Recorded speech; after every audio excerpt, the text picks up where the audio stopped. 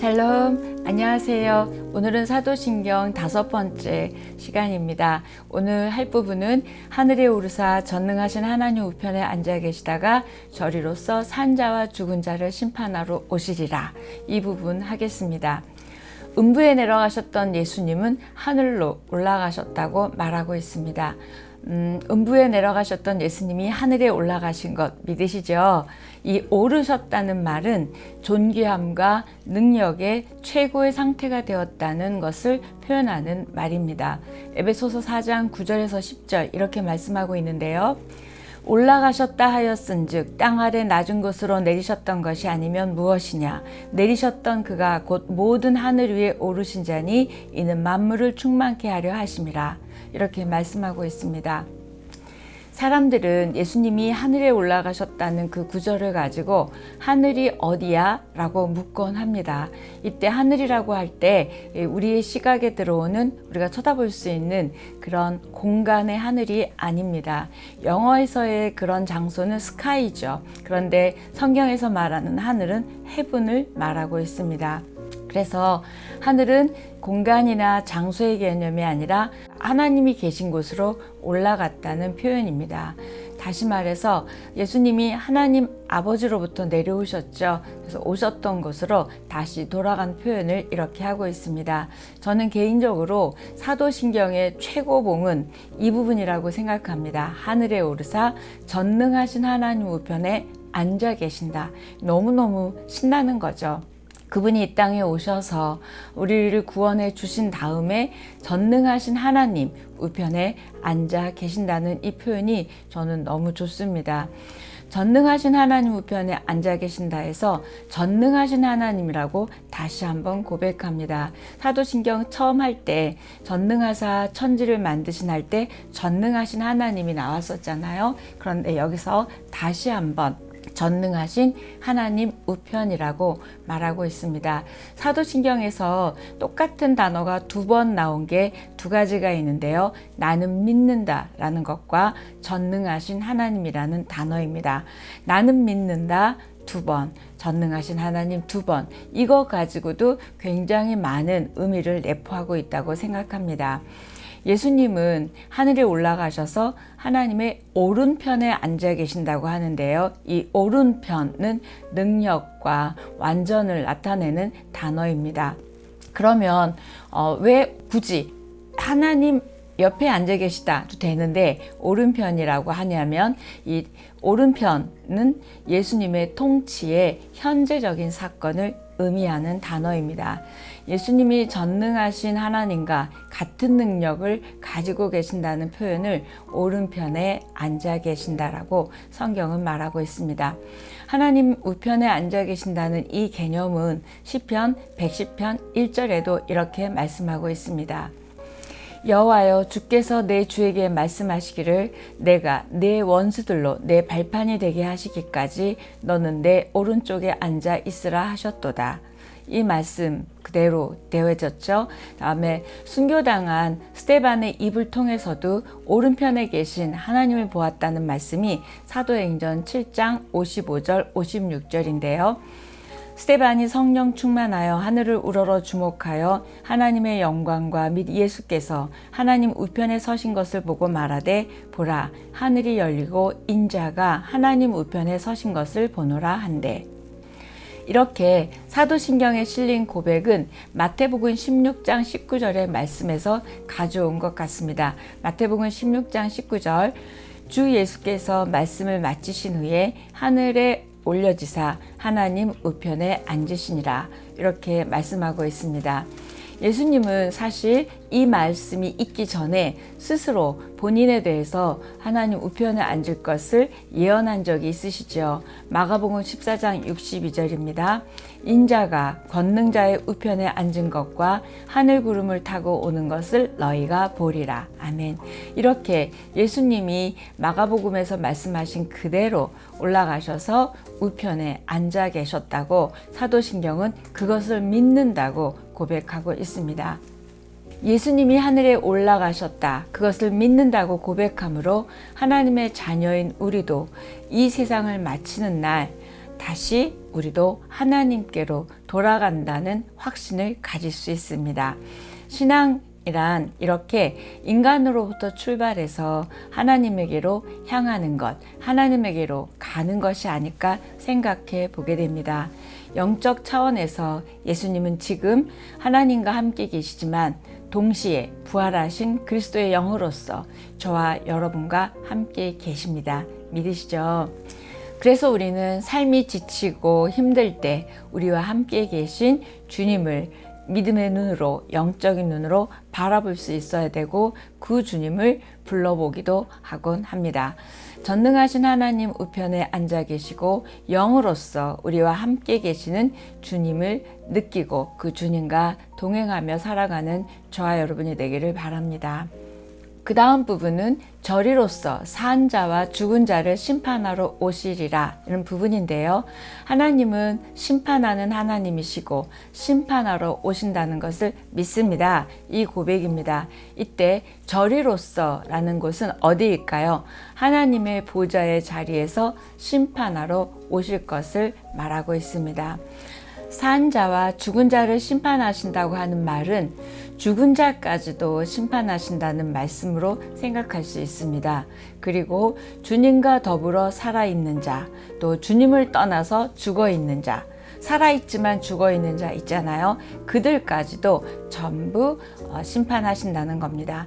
지금 저와 여러분이 신앙생활을 하고 있고 하나님 안에서 이렇게 사도신경을 우리가 고백하고 믿고 공부하고 있지만 저와 여러분이 어찌 보면 살았으나 죽은 자일 수 있다는 것을 지금 산 자와 죽은 자로 구분한다고 말하고 있습니다. 여러분은 산 자이신지요? 아니면 살아있으나 죽은 자인지요? 믿지만 말씀의 능력, 하나님을 신뢰하지 못하고 또 하나님을 의지하지 못한다면 우리는 믿지만 살아있지만 죽은 자입니다. 그래서 다시 한번 우리가 이렇게 살아있는 자로 살아있는 자를 심판하러 오시는 주님을 믿는 고백하는 저와 여러분 됐으면 좋겠습니다. 사도신경에는 예수님에 대한 긴 설명이 할애되어 있는데 그 예수님에 대한 부분은 거의 다 과거형으로 쓰여 있습니다. 그런데 하나님 우편에 앉아 계시다. 이건 현재형으로 쓰여 있고요. 산 자와 죽은 자를 심판하러 오시리라. 이 부분은 미래형으로 쓰여 있습니다. 이것도 암시하고 있는 내용이 굉장히 크죠. 이때 주님의 통치의 미래적 사건이 바로 심판하러 오신다는 것을 말합니다. 하나님의 심판은 반드시 있을 것입니다. 그러나 우리는 이 부분을 암송도 하고 또 이 부분을 믿는다고 고백하면서도 심판하러 오시는 주님에 대한 두려움이 없고 심판을 무서워하지는 않는지 생각해 보게 되었습니다. 그렇다면 왜 우리 믿는 자들이 심판을 무서워하지 않을까? 심판을 무서워하지 않는 이유는 예수님이 산 자와 죽은 자를 심판하러 오시리라 이 예언을 하시고 지금 2000년이 지난 오늘까지도 이루어지지 않았기 때문에 사람들은 두려워하지 않고 잘 믿지 못하는 것 같습니다. 예수님이 심판주로 다시 오신다는 사실은 예수님이 이 땅에 계실 때 여러 차례 말씀하셨던 부분입니다. 예수님의 비유 가운데 열처녀의 비유나 양과 염소의 비유는 이렇게 주님의 다시 오심과 주님의 심판에 대한 비유입니다. 예수님이 장차 우리에게 다시 오실 것이다. 이것을 믿습니다. 라는 이 신앙 고백은 기쁘면서도 또한 두려운 고백이기도 합니다.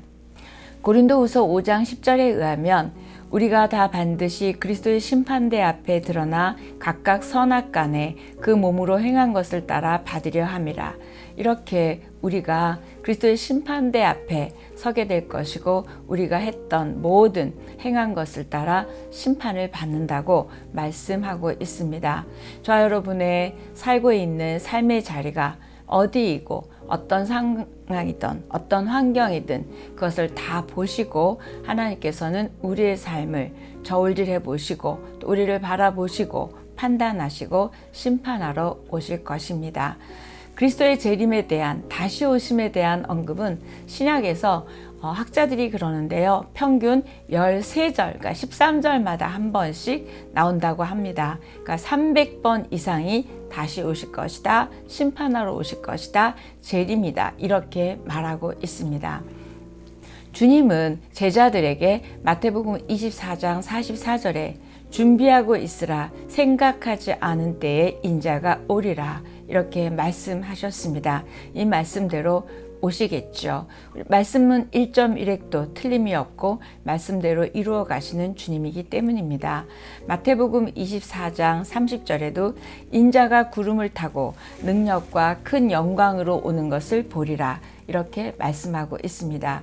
예수님이 하나님 우편에 앉아 계시다가 우리를 심판하러 오시니 영광으로부터 오신다고 설명하고 있습니다. 우리는 주님 오심을 어떻게 예비해야 할까요? 이것을 입으로만 믿는다고 고백하는 것이 아니라 믿고 고백을 넘어 우리는 준비해야 할 것입니다. 주님의 말씀대로 내일 일은 내일이 염려하게 그날의 삶에 충실함으로써 하루하루를 나의 삶의 마지막 날처럼 살아가며 주님 앞에 서는 것이 바로 지금인 라고 생각하며 주님의 재림을 준비하며 살아야 할 것입니다. 신학자들은 현재적 종말론을 강조합니다. 이때 현재적 종말론이란 예수님이 장차 오시겠지만 그것을 오늘로 앞당겨서 지금 심판하러 내 앞에 오셨다, 그걸 끌어당겨서 지금 살아가라는 표현을 현재적 종말론이라고 하는데요. 그렇게 살면 우리는 깨어있게 되고 우리는 준비할 수 있다고 말하고 있습니다. 예수님은 심판날에 줄인 사람, 목마른 사람, 어려운 사람, 나그네 된 사람, 헐벗은 사람, 갇힌 사람들을 돌보고 위로해 준 사람들에게 주님의 오른편에 세울 것이라고 말씀했습니다. 마태복음 25장에 보면 다시 오셔서 심판하실 때에 어떤 심판이 있을 것인지에 대한 구체적인 설명이 있습니다. 우리는 예수 그리스도의 다시 오심과 심판하러 오심을 믿으며 고백하며 기다리며 준비하는 저와 여러분의 믿음과 고백이 되기를 바랍니다. 그 다음 부분은 성령을 믿사오며, 그러니까 성령을 믿습니다, 이 표현인데요. 여러분 성령을 믿습니까? 아멘. 우리는 이렇게 성령을 믿습니다 라고 고백합니다.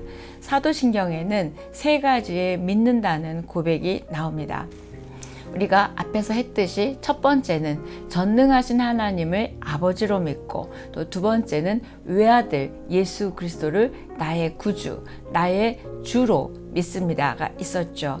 세 번째는 바로 오늘 지금 하는 성령을 믿습니다입니다. 하나님, 예수님, 성령을 믿습니다. 이렇게 기독교 신앙은 하나님을 아버지로, 예수님을 그리스도 구세주로, 또 그분의 영을 성령으로 믿는 것이 우리 기독교 신앙입니다. 성부, 성자, 성령이라고 말하죠. 이것이 바로 삼위일체 하나님이십니다. 우리 기독교는 삼위일체 하나님을 믿는 것이죠. 이때 이 사도신경에 이 삼위일체가 이렇게 나오고 있습니다. 삼위일체라는 용어는 터툴리안이라는 교부가 처음으로 사용했고요. 이 세 위격이신 한 분이신 하나님을 말하고 있습니다. 삼위일체라는 단어는 성경에 나오진 않지만 예수님이 제자들을 세상으로 보내시면서 아버지와 아들과 성령의 이름으로 세례를 베풀라, 이렇게 말씀하신 말씀도 있죠. 성령을 말씀하고 있습니다. 이때 우리가 성령을 믿습니다 라는 이 고백은 성령의 존재하심과 성령의 하시는 일과 성령의 열매들을 믿습니다. 성령의 모든 것들을 믿습니다라는 표현이죠. 이때 성령이 저와 여러분에게 하시는 일은 너무너무 많이 나와 있는데, 특히 요한복음 14장부터 16장까지 보혜사, 또 생각나게 하는 영, 또 깨닫게 하는 영 설명이 나오고 있습니다. 성령이 하시는 일로 가장 중요한 일은 진리를 깨닫게 하고 부활의 주님을 나의 주님으로 받아들일 수 있게 하는 것도 바로 성령입니다. 믿어지게 하시고, 또 우리가 그 믿어진 것을 살아가게 하시고 무엇보다도 우리와 하나님과 성령님과 연합하여 삶을 살 수 있도록 도와주시는 분이 바로 성령님이십니다. 성령은 우리가 하나님의 자녀이고 또 우리가 하나님의 자녀이기 때문에 우리에게 오시지요. 그렇지만 우리가 가만히 있는다고 오시는 것이 아니라 물론 예수 그리스도를 주로 고백할 때 성령이 임하시지만 우리가 날마다 성령 충만을 구하고 성령님을 초대하는 저와 여러분의 믿음이었으면 좋겠습니다. 이 성령이 또한 하시는 일이 확신을 주시죠. 그래서 저와 여러분이 하나님의 자녀라는 확신, 또 하나님의 상속자라는 사실을 확신시켜 주시고 죄사함의 확신, 모든 그런 확신을 저희에게 주고 있습니다. 또 성령이 임하면 땅끝까지 전하리라 라는 말씀 우리 사도행전에 있는 것처럼 성령이 하시는 일은 우리로 하여금 담대하게 복음을 증거할 수 있게 하는 살리는 영, 전하게 하는 영입니다. 성령을 보내셔서 저와 여러분을 변화시켜 주시고 또 우리가 하나님 안에서 새로운 피조물로 새로운 삶에 살게 하시는 분도 바로 성령님이십니다. 하나님은 영적으로 죽은 우리를 다시 살리시기 위해서 세상에 역사하실 때 성령으로 우리에게 임하시고 이 하나님의 말씀이 전해지는 곳에 성령의 역사가 있고요. 또 하나님의 말씀이 부어지는 곳에 성령도 함께 존재하므로 새로운 놀라운 능력들이 일어나게 하고 있습니다. 성령은 모든 그리스도인들에게 또한 은사를 주고 있습니다. 나는 은사가 없어 이렇게 말하시는 분이 있는데요. 아니요. 하나님의 자녀 모두에게 하나 이상의 은사를 주셨습니다. 하나님과 교회를 또 사람을 섬기며 사랑하라고 그 은사를 주고 계십니다. 성령이 우리에게 은사를 주신 이유는 제가 앞에서도 말씀드린 것도 있지만 우리가 하나님을 더 잘 믿고 그리스도를 더 잘 믿고 섬기고 또 영화롭게 하기 위해서 성령을 주시고요. 또 무엇보다도 은사를 통해서는 교회를 섬기고 또 사람들을 섬기는 예수 그리스도의 그 교회의 지체로 우리가 섬기는 자로 살아갈 수 있도록 은사를 주십니다. 성령을 믿습니다. 이 고백이 바로 의미하는 것은 첫 번째, 성령을 통해서 알게 된 예수 그리스도와의 인격적 교제를 믿는 것입니다. 두 번째는 지금 내 안에 머무시면서 성령 하나님의 음성으로 우리를 움직이기도 하시고 또 그 성령 하나님께 나를 맡기고 또 성령의 인도하심을 따라갈 수 있도록 하는 것입니다. 또 세 번째는 내가 하나님의 자녀이며 상속자임을 확신시켜 주시고 그 성령 하나님을 찬양하며 성령의 놀라운 감동으로 우리를 살게 하십니다. 부활하신 예수님은 제자들에게 나타나셔서 그들을 향해 숨을 내쉬면서 성령을 받으라 이렇게 말씀했습니다. 저와 여러분에게도 동일하게 말씀하십니다. 성령을 받으라. 성령을 받는 저와 여러분 되기를 축복합니다. 부활의 영이신 성령을 받으라는 이 말씀은 성령은 부활하신 그리스도가 우리와 성령으로 함께 계시는 것이고요. 그러니 저와 여러분은 성령을 사모하고 성령으로 거듭나고 성령으로 충만한 우리여야 할 것입니다. 그래서 기도할 때마다 성령 충만을 구하는 우리의 기도가 되어야 할 것 같습니다. 성령 체험하신 분들 많으시죠? 이 성령 체험은 바로 하나님 체험입니다. 그래서 방언이 중요하다, 방언을 해야 된다, 이게 중요한 게 아니라 우리가 방언을 통해서 하나님을 체험하고 성령을 체험하는 것이기 때문에 우리가 방언을 받도록 기도하는 것 같습니다. 또한 성령 체험은 하나님 체험이기도 하고요. 성령 체험은 말씀 체험입니다. 말씀이 육신이 된 예수 그리스도와 만나는 경험이 바로 성령 체험입니다. 누구든지 성령을 받으면 달라져요. 누구든지 성령을 받으면 기뻐합니다. 더 믿음이 생깁니다. 또 새로운 예수 그리스도의 생명을 받아서 새로운 피조물이 되고 또 새 사람으로 살아갈 수 있게 하는 것이 바로 성령님이십니다. 성령을 믿사오며 이 고백이 너무너무 중요한 고백입니다. 성령이 함께하는 자는 곧 하나님과 부활하신 예수 그리스도와 연합하는 삶을 사는 것입니다. 여러분 성령 체험 하셨어요? 성령 체험을 했다면 이제는 체험한 걸 자랑하고 그것을 이렇게 드러내는 게 중요한 게 아니라 이 성령의 열매가 저와 여러분의 삶의 성품의 인격에 맺어져야 할 것입니다. 누가 여러분을 봤을 때 성령 받은 사람이다 라고 볼 수 있고 이렇게 인정한다면 분명히 성령의 열매가 맺어진 것입니다. 그런데 성령 체험을 했다고는 하는데 돌같이 완악한 마음이 있거나 또 분노가 넘치거나 사랑하지 않거나 또 감사와 기쁨이 없거나 이런 인격이 좀 어그러졌거나 이런 모든 또 성품에 문제가 있다든지 이건 다시 한번 우리가 성령 체험을 했고 성령과 함께 하지만 이 부분도 우리가 다시 기도하며 성령 받은 사람으로 우리가 살아가도록 우리의 의지도 드리고 우리가 노력도 해야 할 것입니다. 하늘에 오르사 전능하신 하나님 우편에 앉아 계시다가 저리로서 산 자와 죽은 자를 심판하러 오실 것과 성령을 믿습니다. 오늘 여기까지 하겠습니다.